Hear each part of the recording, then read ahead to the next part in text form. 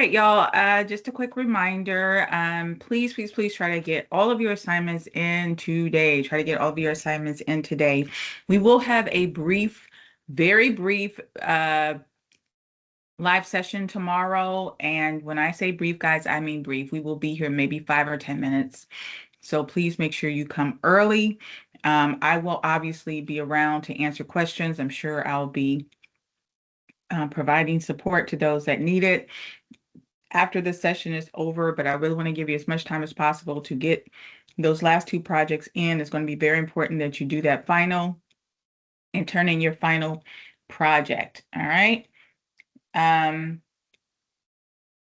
am going to leave the live session question open today until 9 p.m. tonight, just to give everyone an opportunity. I know some people have jobs already. Congratulations, guys. Some people are traveling. I want you guys to get as many points as possible, so you don't have to email me or text me about needing extra time. Try to get that in and done as soon as you can. All right. So we've talked a lot about being online, and we would be remiss to talk about being online if we don't talk about the risks associated with that, right? Unfortunately, everywhere you go in life, where there are good characters, there are bad characters, right? So where there are good actors, there are bad actors. So you do have to be concerned, just the same way you would when you walk out in the street about someone trying to steal something from you, right? I wish we all lived in a world where that does not exist, but unfortunately we do not. So identity theft is a thing, and you do have to protect yourself even from job postings, guys. You would be surprised, at the fake job postings that companies put up trying to steal identities. One of the reasons why we tell you don't ever put your personal identification information, like your address, on your resume. Is not just so people don't know where you live. Oftentimes they're not concerned with that.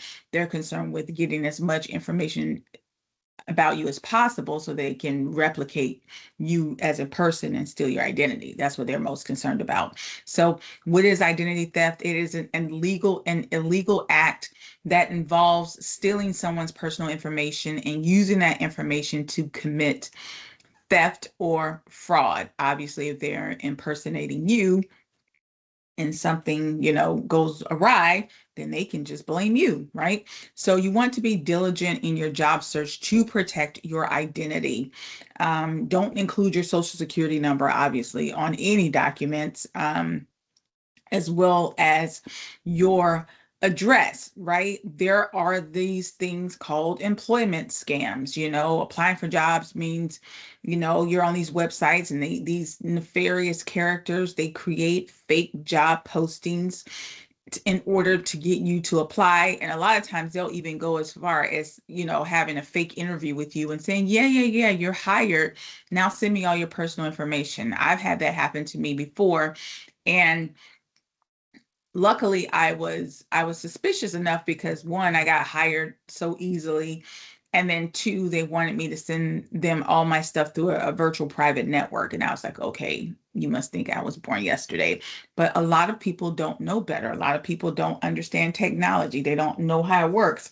They don't know that a virtual private network is a red flag. Like, why would somebody want you to send your personal information through a private network? They should have a company email, company website. They don't want to have that because they don't want to be recognized by the Federal Trade Commission. So you have to be careful with those things, right? I always tell people, if you want to be extra secure, if you see a job posting on Indeed and you don't recognize that company or it looks suspicious, go to their website. If they don't have a website, I would keep it pushing. I wouldn't even reach out to them, especially if, most days, it takes nothing to build a website. Most companies are not, in business, and they don't at least have a website. They understand that is one way to secure customers and to get your name out there. So, I go to their website and I see if that is a true job posting, because what will happen, just so you know, not all job boards are the same. You have direct job boards where companies submit their job postings for a fee, like Indeed.com, LinkedIn. Companies have to pay for that service. But then you have other secondary job boards, ZipRecruiter, um, uh, uh, so many other ones I can't even think of. A monster.com, which has kind of gone out of business now. And some of these other ones that you may not be as familiar with.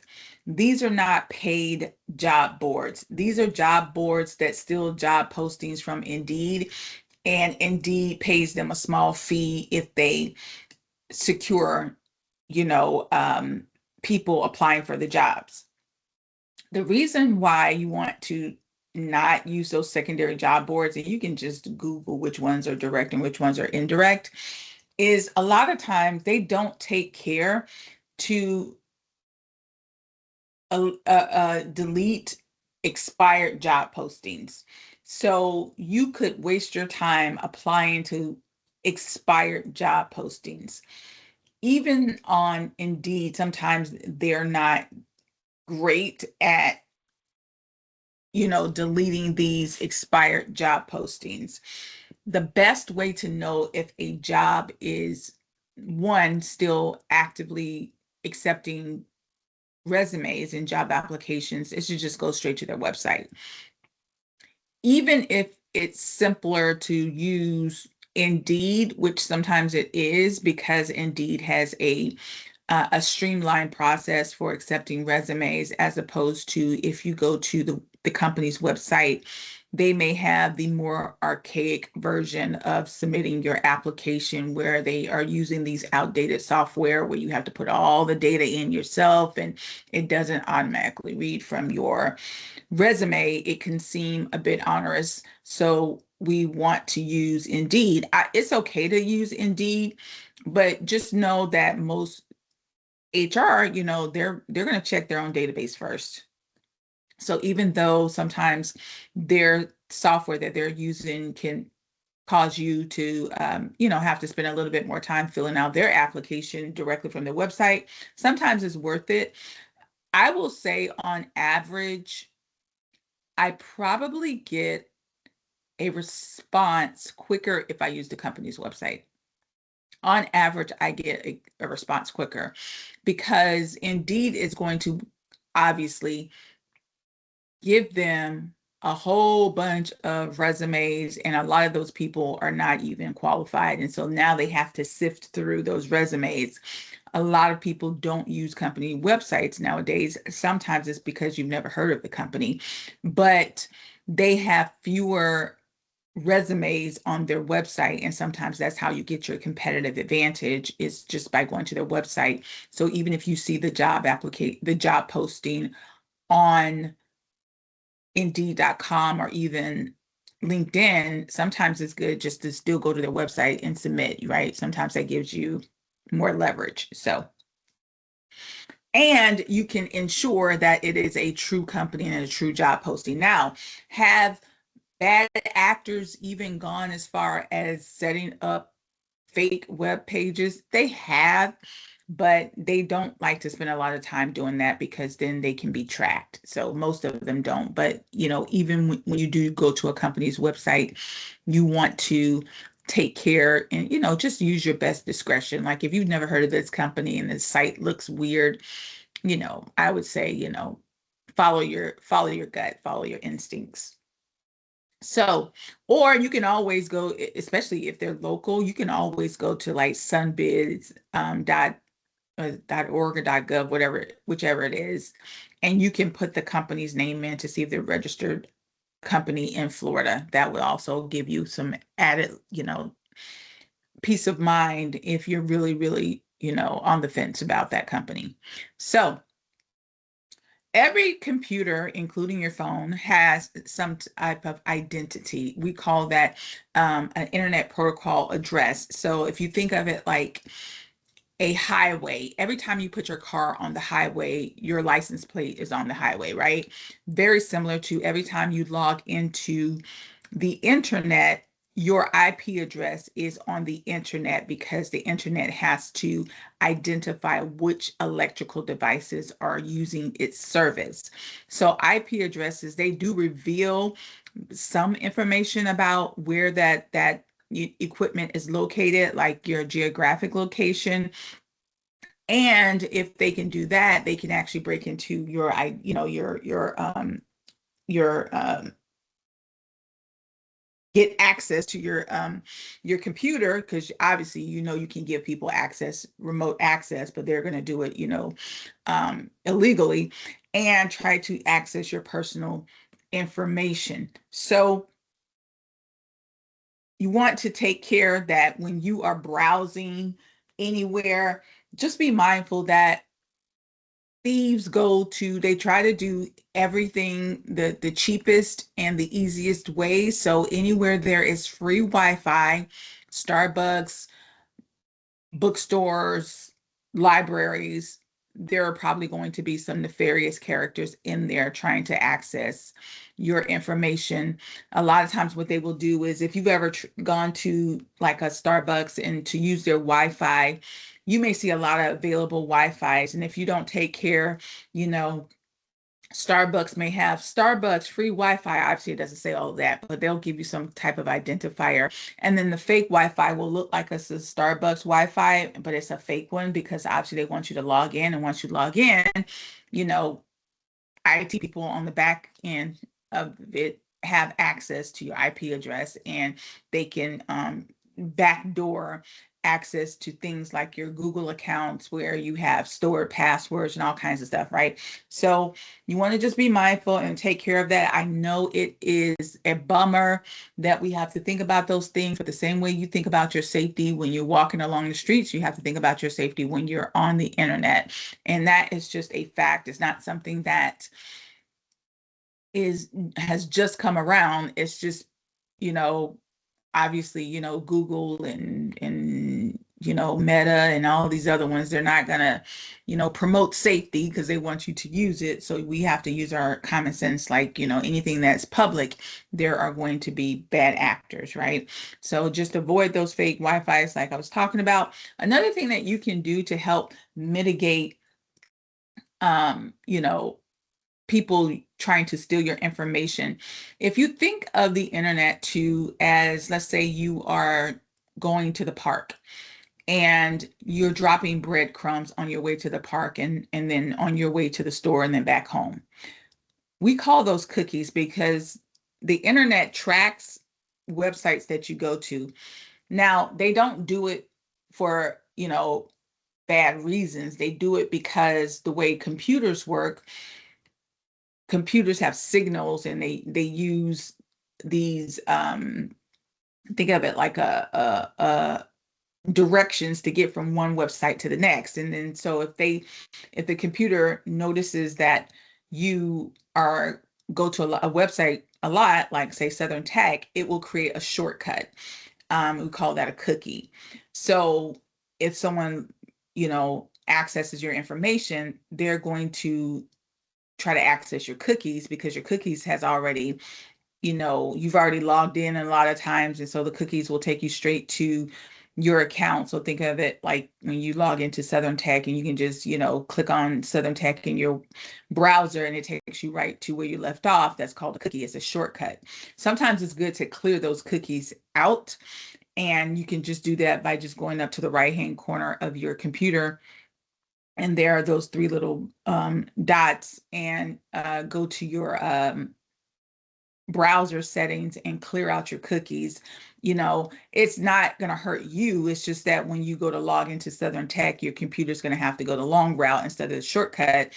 But, if someone were to ever try to break into your system, they wouldn't have access to that. And so again, try to just keep yourself safe. That's the best way, right? You wouldn't leave breadcrumbs to your house anyway, right? So don't do it online either. We call that cookie hijacking.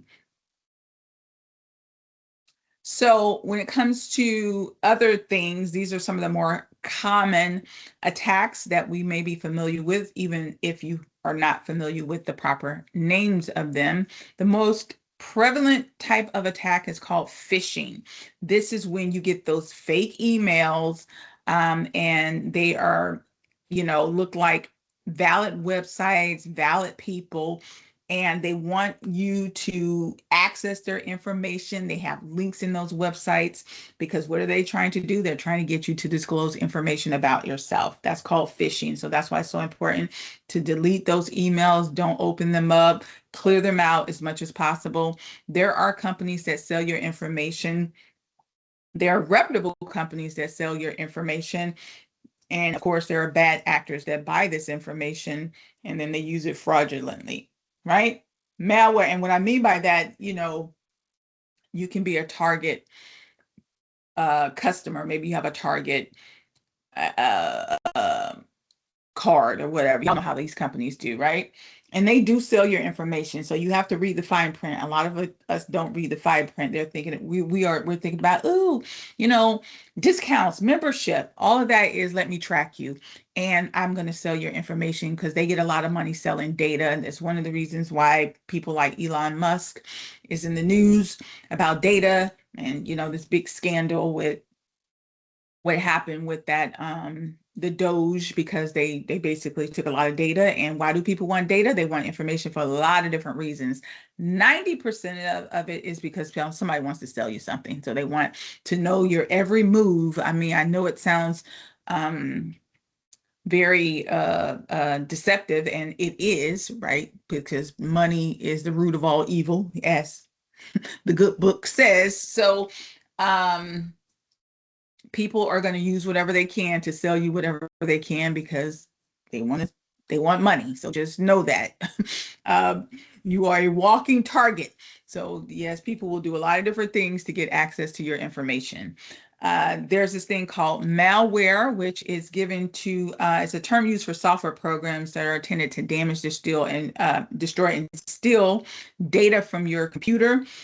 This is similar to phishing, but it may come in the form of an email sometimes, and you open it up, and then boom, it destroys your computer. Sometimes that happens deliberately. Sometimes it's just not deliberate. A more common non-deliberate one is like a software virus, and this is where we used to use those thumb drives. If you guys remember those, or floppy disks, or anything where you stick your put your thumb drive in one computer, and that computer has a virus on it. It downloads into your thumb drive, then you put it on your computer. There's a virus. You can also get viruses from opening up things you're not supposed to open up. To that point, if you go, one telltale sign that you are on a website that may not be reputable is adware. These are softwares that displays and download advertising material automatically without your knowledge, which is so annoying. And a lot of these, really fake websites, fake companies, they'll make websites just to sell ads, and then they'll try to lure you to their website. And then all these ads are everywhere, right? They'll try to pretend like it's a good, reputable website. I don't care if it's about, penguins, you love penguins. So they make this fake penguin website. You're thinking it's about penguins when it's really just fake adwares, and there's like ads start popping up all over the place. I think most of us have probably seen that at some point. Spyware is software that spies on computers. This one, I guess, is a good thing. Doesn't really happen. The last two don't happen as much to residential people. These are more sophisticated viruses, or spyware or software for big time people, corporations, government, security, stuff like that. So you'll see people, a lot of, let's face it, other governments, you can use your imagination. We've all seen those shows. They use spyware to obviously get secrets, trade secrets, security secrets, all kinds of stuff. And the same thing with ransomware. These are very sophisticated, they cost a lot of money, very complex software programs that are designed to lock up your systems. They have been in the news Not a lot because it's very, very complicated, very sophisticated, but they have been in the news. You probably have heard of times where like a JP Morgan Chase, a huge bank, a huge system has gotten locked up, and then the thieves demand a ransom to unlock it. I've never heard of a time where they didn't have to pay. Even America, who says, "Oh, we don't negotiate with terrorists." Well, guess what? They had to when they locked up there. We got hit with a ransomware. I want to say 2 years ago or something, like not too long ago, and they locked up our system. I can't remember what department they locked up, and we had to pay. And they paid very quietly because these people are notorious. Remember, you have the same people that go to school to learn this stuff or learn it on their own. You have good actors and bad actors, so they all know the same information oftentimes. Um, so they know how to do what they want to do, right?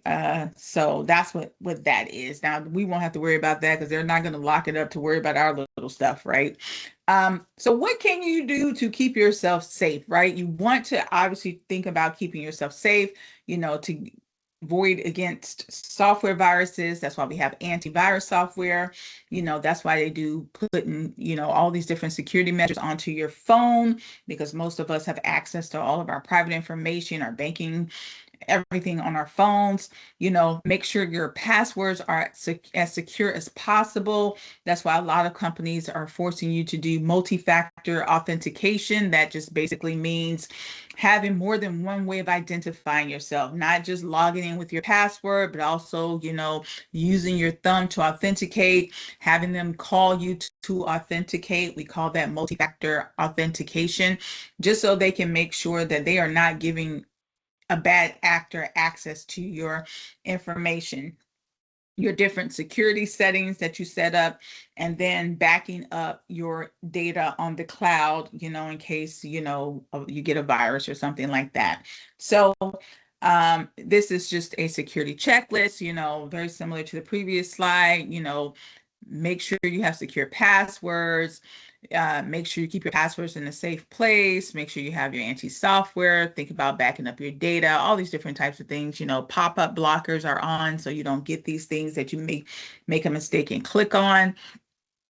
Deleting suspicious email. I always tell people, try to clear out your email. I know we hate talking about security because then it starts sounding very conspiracy theorist, but it's really just fact. People just don't like to be scared. We like to watch scary movies, but we don't like to hear scary information. Um, Fact, if you use Google, if you use Yahoo, they do have access to your emails, and they do go through your emails. Watch this, for the purpose of sending you advertisements. Yeah, right. So delete your email boxes. Go through your emails, people. And I am notorious as well for leaving my emails. Like, go through your emails, clear out your emails. Don't give people access to you freely. Of course, any institution that is encouraging you to use their platform is so they can get your information, right? That's why you're there, not because they love you. Meta doesn't do Facebook and Instagram just because he wants you to be close with your family and friends. They do that because they're watching you to see, not in a horrible way. They're doing it to see, what are you interested in? What do you like? And of course, that is what they're going to try to sell you. That's the game, right? So I always tell people, like, I just be mindful. I mean, I don't come from that era, so let me just say that too. A lot of us come from the era where we put everything personal about ourselves, online. Like I said before, I'm a Generation X, so we grew up with it, and we were always kind of suspicious of it because we weren't known for just giving people all kinds of access to ourselves, even talking politically, about, okay, what's your religion and what's your politics and how much money do you make? Like my era, my generation of people and before us, we never talked about that stuff. Nowadays I'm like aghast when I hear people asking questions like that because now it's just common. So we're always probably, my generation is a little bit more conservative and suspicious anyway. But the younger generations, if you grew up, freely giving people access, so you don't think anything of it. You're not thinking about, oh, okay, everything I do or say online, can and will be used against me, not in a negative way oftentimes, but just in a, I have access to you. It's almost like opening up the door of your house and just letting people walk around. Like, that's kind of weird, right? That's the same thing that you're doing when you're on these platforms and you're putting too much information about yourself. So, my friends, please just be careful with that. All right. All right. So, how can you at least create some semblance of security? Start with your passwords, my friends. Like, and again, I am notorious for it. And I used to use a very non-strong password, and I got my password hacked, and I had to switch out everything, So I too have to, remember to keep my password as strong as possible. What's the best way to make a strong password? Here's a trick I tell everybody. Software that is designed to hack your email, your passwords, they're programmed to basically go through the dictionary and use every single word in the dictionary, go through all the names, use every number combination, every symbol combination to try to crack your password. So as you can imagine, that's a sophisticated process. What the software has a harder time doing is when you start to use words that are not words. So one thing that I do, I always tell people, so up here, you see, I have the word password, right? Take a word that you're very familiar with. It can be your middle name. It can be, the street you grew up on. Anything that has at least 8 characters.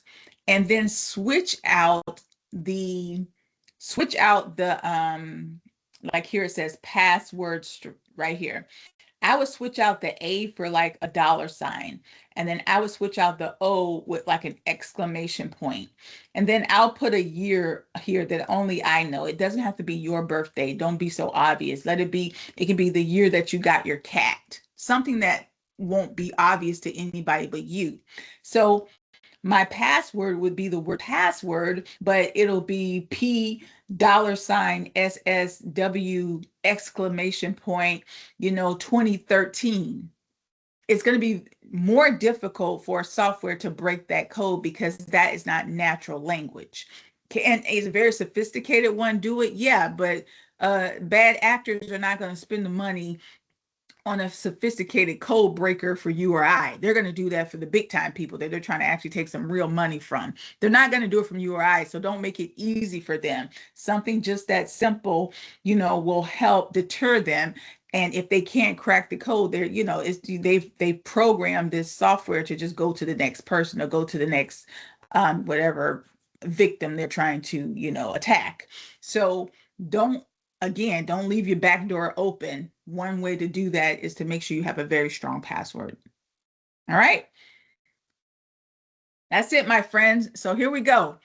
The question for today. Have you ever been hacked before or had your identity stolen? I know I have. If you have, how'd you fix it? Now, if you have not, good for you. Just tell me, what are you doing to keep your identity safe? So any of the things I talked about today, you can say, I'm doing this or I'm doing that. That's all I want to know. Have you ever been hacked? What did you do to fix it? Or if you haven't, what are you doing based on the things I talked about to keep yourself safe? My friends, go get that work done. You guys finish strong. I'm so proud of you. You guys are doing amazing. You're a bunch of rock stars. So let's finish strong. If you need me, call me. If not, I'll talk to you tomorrow. Have a good day.